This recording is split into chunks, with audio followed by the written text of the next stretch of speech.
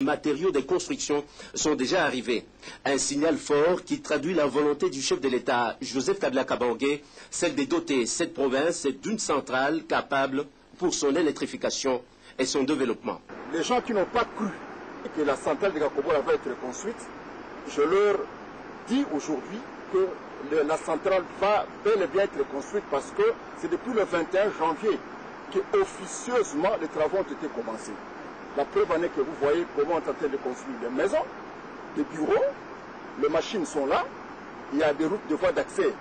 L'entreprise indienne Angélique International est chargée d'assurer les travaux de la construction de la centrale de Kakobola, durée des travaux 3 ans.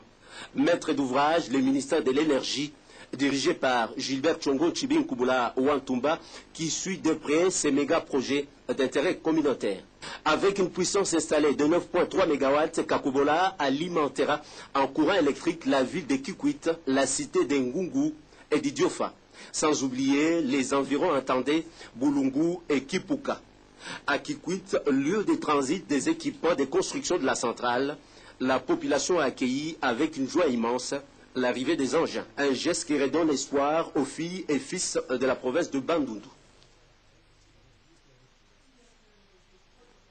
Au ministère de l'Énergie, le premier sur la construction des installations de traitement d'eau dans 5 centres de la province de Bandundu, le second sur la réhabilitation du groupe 4 à Inga 1. Et c'est dans l'objectif d'accroître la production, nous dit Odilon Kayom.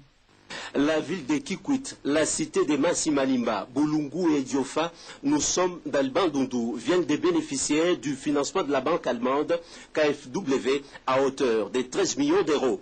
Financement qui va permettre à la régie des eaux de réhabiliter dans cette partie du pays les systèmes de production d'eau potable, la construction des bornes fontaines, des réservoirs et l'extension des réseaux de distribution. Au total, 161 089 habitants concernés par ces programmes seront approvisionnés en eau potable au terme des 18 mois de travaux. Une manière d'améliorer les conditions de vie des compatriotes du Congo profond. Le protocole d'accord de financement est signé ici par l'ADG de la Régie des eaux, Moukala Imwema et Smali, représentant de la société française Farimex, devant assurer les travaux. C'était en présence du ministre de l'Énergie, Gilbert Tchongo Tshibin-Kubula Wantumba, à ses côtés, les directeurs adjoints du cabinet du chef de l'État, les députés nationaux et le ministre provincial, ville de Kinshasa.